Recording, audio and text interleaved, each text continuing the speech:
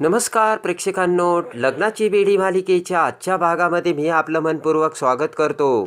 त्यामध्ये आता राघव हा मधूला सांगत असतो की बघितलं का मधू, तुझ्यावर विनू जेवढा प्रेम करतो ना तेवढंच विनू माझ्यावर आणि घरच्यांवर प्रेम करतो. कळलं का तुला? आणि बघितलं का तुला आता विनूचं किती प्रेम आहे आमच्यावरती?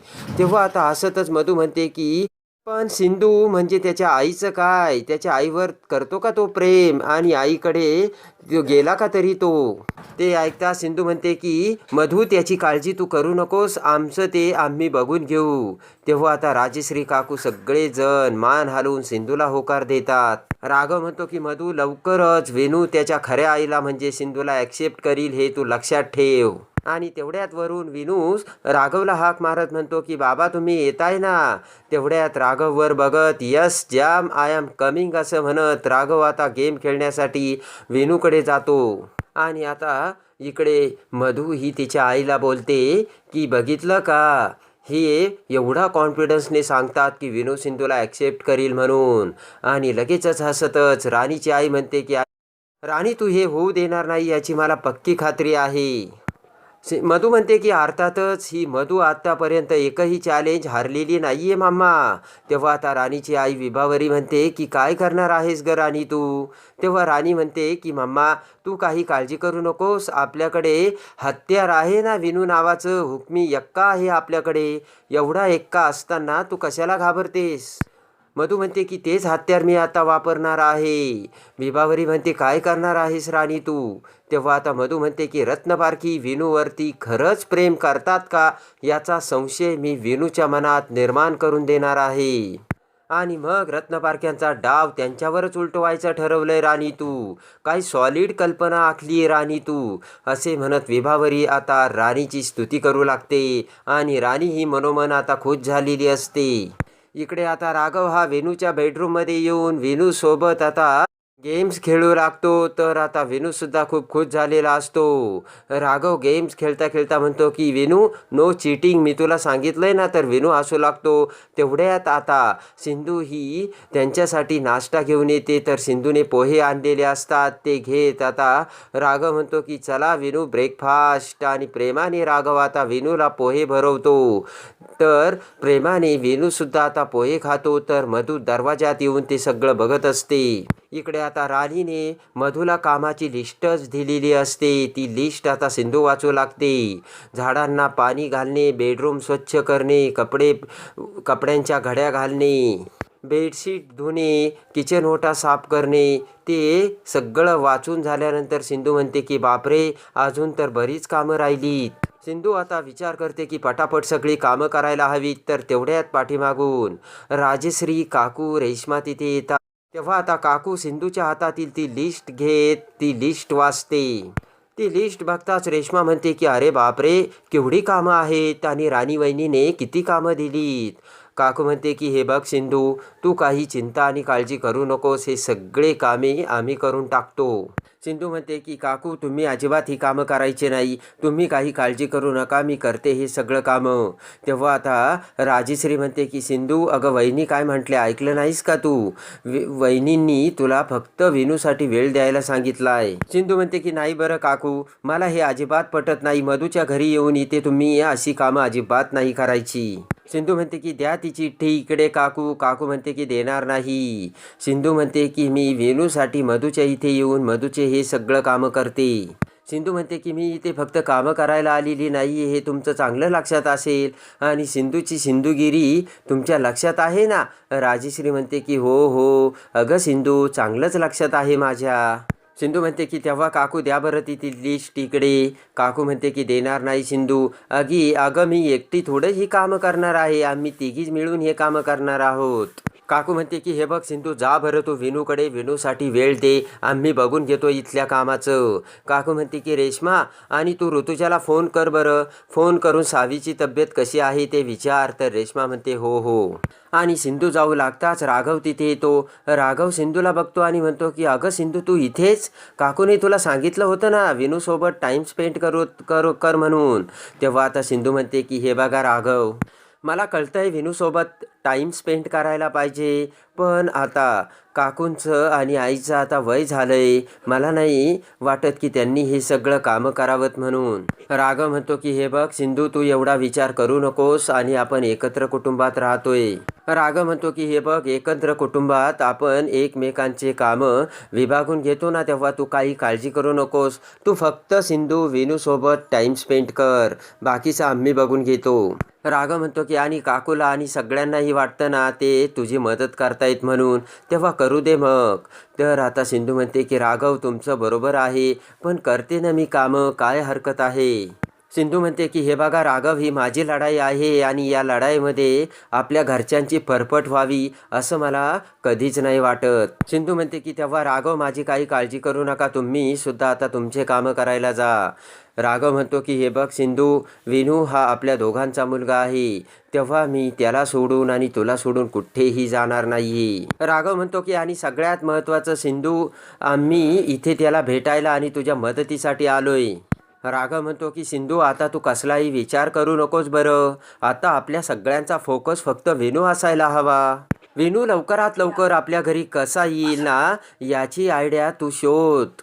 राघव म्हणतो की आपल्याला असं काहीतरी करता आलं पाहिजे की जेणेकरून आपल्याला विनूचं मन डायव्हर्ट करता आलं पाहिजे आणि आपल्यासोबत तो घरी आला पाहिजे. राघव म्हणतो की त्याचं मन जर आपल्याला आपल्या बाजूने वळवता आलं ना, मग सगळ्या गोष्टी सोप्या होतील सिंधू. आणि सावीच्या बाबतीत आपण त्याला अशी काहीतरी ट्रिक वापरली पाहिजे. सावीच्या बाबतीत असं काही ट्रिक वापरता येईल का सिंधू? तर विचार कर. सिंधू म्हणते की एक आयडिया आहे. तर आता राघव म्हणतो काय गं सिंधू? सिंधू म्हणते की काकू आई पटकन इकडे या. तर सगळेजण आता सिंधूभोवती गोळा होतात आणि लगेच आता सिंधू तिचा प्लान सगळ्यांना सांगते. सिंधूचा प्लान ऐकून आता राघव काकू सगळ्यांना आनंद झालेला असतो आणि ही जर ट्रिक आपण वापरली तर वेणू नक्कीच आपल्याकडे वळेल अशी आता सर्वांची खात्री झालेली असते. आणि आता प्लान प्रमाणे सगळेजण कामाला लागलेले असतात. सिंधू ही किचनमध्ये काम करत असते, काकू शेजारी असते. तर आता हॉलमध्ये आता राजश्री ही आता फ्लॉवर पॉट पुसत असते. तेवढ्यात राजश्री आता सिंधूला खुणावते आणि म्हणते फोडू का? काकूसुद्धा आता फ्लॉवर पॉट फोडण्यासाठी राजश्रीला सांगते. पुन्हा आता देवाचे नाव घेऊन जोराने राजश्री तो फ्लॉवर पॉट खाली आदळवते आणि आता लगेचच हसतच राजश्री म्हणते की फुटला. तर काकू म्हणते की अगं मोठमोठ्याने ओरड ना. तर कानाला हात लावून राजश्री आई ग असे म्हणत मोठमोठ्याने ओरडू लागते आणि त्या फ्लॉवर पॉटच्या आवाजाने धावतच मधू तिथे येते आणि म्हणते की अगं बाई, काय केलं तुम्ही? माझा फ्लॉवर पॉट एवढा महागडा फोडला का? मधू म्हणते की असं कसा फुटला? तर काकू म्हणते की माझ्याकडून फुटलाय. राग येऊन मधू म्हणते की माझं किती नुकसान झालंय तुम्हाला कळतंय का काकू? आणि आता हा फ्लॉवर पॉट कोण भरून देणार? काकू म्हणते की ए मधू, काय ओरडते? अगं साधा फ्लॉवर पॉट आहे तो. राजश्री म्हणते हे तुळशी बागेमध्ये ना 150-150 रुपयाला मिळतात हे. काकू म्हणते की नाहीतर काय. ते ऐकून आता मधूला आणि तिच्या आईला मोठा धक्का बसलेला असतो. मधू म्हणते की तिची किंमत किती होती तुम्हाला कळतंय का काही? काकू म्हणते की राणी, यापूर्वी आमच्या घरातील किती मौल्यवान गोष्टी तू तोडल्यात ना, हे जरा आठव. आणि त्याच्या तुलनेत तर ही गोष्ट काहीच नाहीये राणी. ते ऐकून राणी भडकत म्हणते की इनफ, तुम्ही माझे नोकर आहात हे तुम्ही विसरू नका, नाही तर तुमची लायकी दाखवायला मला वेळ लागणार नाही बरं का. मधूचे ते हात करत बोलणे ऐकून आता काकू आणि सगळ्यांना मोठा धक्का बसलेला असतो. ते ऐकताच मोठ्याने ओरडत राजश्री म्हणते की ए गप्प बस, कुणाशी बोलते कळतंय का तुला राणी? तर आता काकू म्हणते की यापूर्वी आमच्या घरामध्ये फुकट खाऊन आश्रितासारखी राहत होतीस. त्यावेळी आश्रितासारखी फुकट राहताना तुला लाज नाही वाटली का? आणि आत्ता पैशाच्या तुझ्या माज आम्हाला दाखवतेस काय? ते ऐकून राणीची आई आणि राणीला मोठा धक्का बसलेला असतो.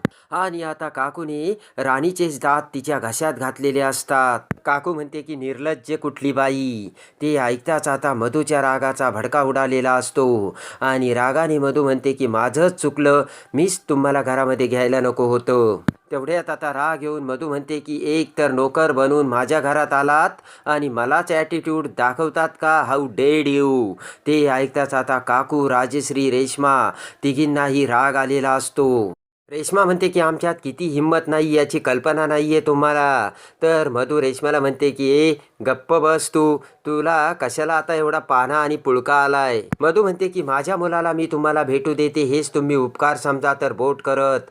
काकू म्हणते की राणी तू गप्प राहा. काकू म्हणते की आमच्या नातवाला जबरदस्तीने तू इथे घेऊन आलीस आणि वरून आता तू आमच्यावरच जबरदस्ती करतेस काय. राजेश्री म्हणते की अगं ये वहिनीने तुझ्यावर मुलीसारखं प्रेम केलं आणि त्यांच्याशी तू असं बोलून असं वागतेस का. राजेश्री म्हणते की अगं त्यांच्या वयाचा तरी भान ठेव राणी. आणि लगेचच राजेश्री राणीच्या आईकडे बघत म्हणते की आणि काय हो हे असे संस्कार केलेत का तुम्ही या तुमच्या मुलीवर. ते ऐकताच आता मधूला आणि तिच्या आईला सुद्धा मोठा धक्का बसलेला असतो. राजेश्री म्हणते की मान मर्यादा काय असतात, संस्कार काय असतात हे जरा तुमच्या पोरीला शिकवा. तर आता लगेचच मधू म्हणते की मान मर्यादा माय फूट. तर लगेचच काकू म्हणते की ए तू फूट. आणि खरंच मी हिला ओळखण्यात चुकले राजेश्री. काकू म्हणते की पुढच्या वेळेस हिच्यासारख्या बाईला घरात नोकर सुद्धा ठेवणार नाहीये मी. काकू बोट करत राणीला म्हणते की कारण हिची तेवढी लायकीच नाहीये.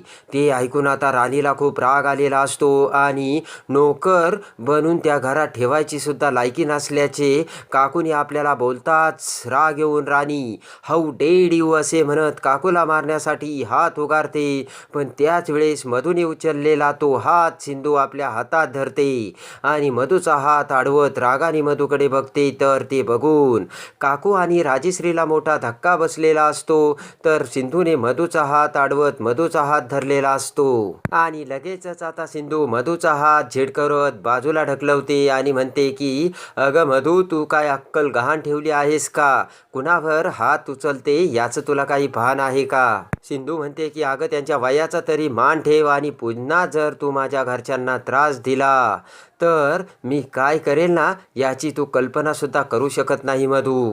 तेव्हा आता राग येऊन राणी म्हणते की माझ्या घरातली तू एक नोकर आहेस ही एक गोष्ट तू लक्षात ठेव आणि माझ्याबरोबर अशी बोलायची तुझी हिंमत कशी झाली, हाऊ डेड यू असे म्हणत आता मधू पुन्हा सिंधूच्या कानाखाली मारते. ते बघून पुन्हा आता सगळ्यांना मोठा धक्का बसलेला असतो आणि आता लगेच सिंधूने तिच्या गालाला हात लावलेला असतो. तर तेवढ्यात राघव आणि विनू तिथे येतो. तर सिंधू आता विनूला बघते आणि लगेचच नाटक करत तिची सिंधुगिरी सुरू करते आणि मधूकडे बघत गालाला हात लावत म्हणते की मधू तुला मारायचं मला मार ना.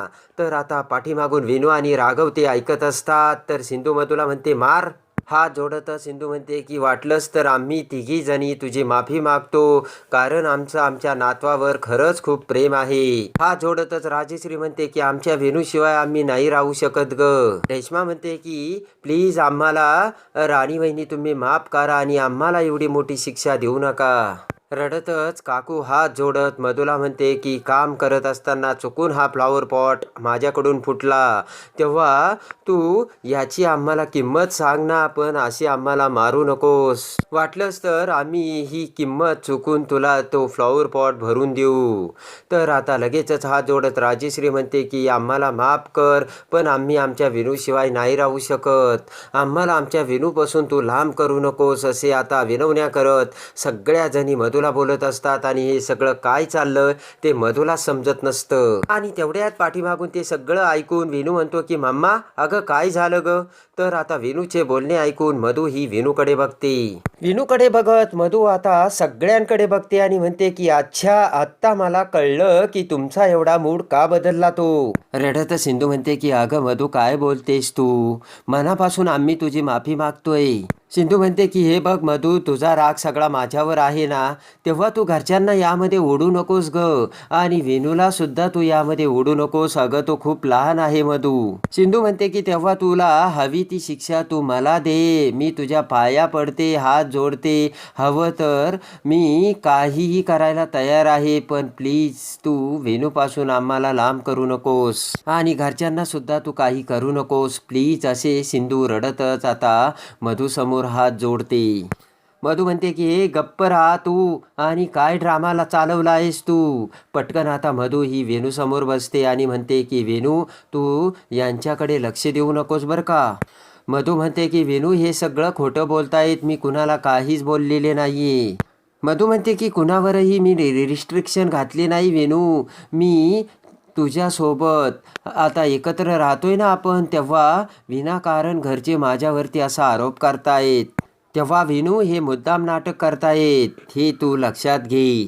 मधू म्हणते की विनू तू माझ्यावर विश्वास ठेव, ट्रस्ट मी. विनू हे सगळे तुला त्यांच्यासोबत घरी न्यायला आलेत आणि माझ्यापासून बाजूला करायला आलेत. मधू म्हणते की विनू तू मला प्रॉमिस कर बरं की तू यांच्यावरती विश्वास ठेवणार नाहीस. मधू म्हणते की विनू ट्रस्ट मी, माझ्यावर विश्वास ठेव. हे सगळे ड्रामेबाज आणि नाटकी लोक आहेत. तेवढ्यात आता ते ऐकून सिंधू ही मधूला उठवते आणि म्हणते की मधू काय बोलतेस तू? अगं विनू किती लहान आहे आणि त्याचं तुझ्यावरती किती प्रेम आहे बघतेस ना तू, त्याच्याशी तू काय खोटं बोलतेस? सिंधू म्हणते की नको ग त्याच्या प्रेमाचा तू असा गैरफायदा घेऊस मधू.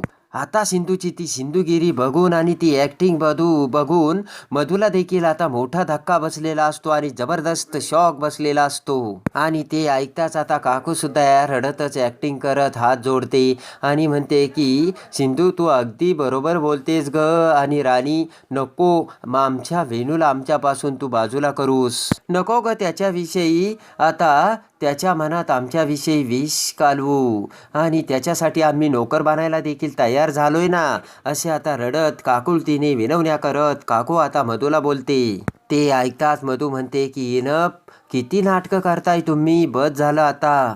तर आता विनूकडे बघत मधू म्हणते की विनू हा माझा मुलगा आहे, तेव्हा तुम्ही किती जरी नाटकं केले ना तरी माझा विनू तुमच्या नाटकाला कधीच खतपाणी घालणार नाही आणि तुमच्याकडे तो येणारही नाही. मधू म्हणते की विनू तुमच्यावर कधीच विश्वास ठेवणार नाही, आणि विनू तुझा फक्त तुझ्या मम्मावर विश्वास आहे ना, असे आता मधू विनूला विचारते. ते ऐकताच आता सिंधू विचार करते की काहीतरी करायला हवं, नाही तर ही मधू पुन्हा विनूच्या मनात विष कालवेन. तेवढ्यात आता विचार करत सिंधू म्हणते की विनू तू तुझ्या मम्मासाठी इथे निघून आलाय, पण तुझ्या बाबांचं काय आहे? तेवढ्यात आता राघव विनू समोर बसतो आणि म्हणतो की विनू कमॉन जाम, अरे तू जर त्या घरात नसशील ना तर त्या घरात मला राहायला अजिबात आवडणार नाही, आणि एक क्षणही मला त्या आपल्या घरात करमत नाहीये तुझ्याशिवाय विनू. राघव म्हणतो की आय मिस यू विनू. तर आता सिंधू म्हणते की विनू तुला माझ्याशी प्रॉब्लेम आहे ना?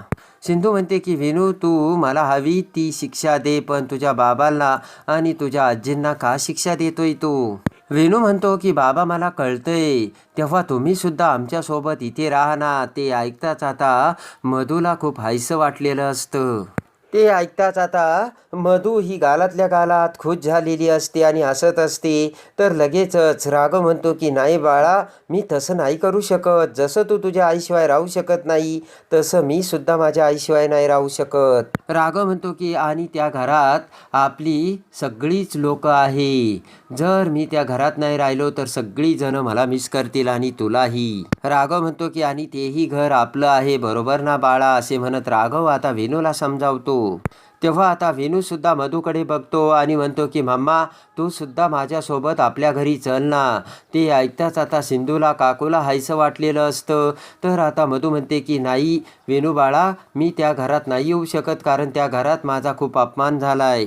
तेव्हा मधू म्हणते की मी त्या घरी नाही येऊ शकत. तर रडतच सिंधू म्हणते की काय बोलतेस मधू तू हे?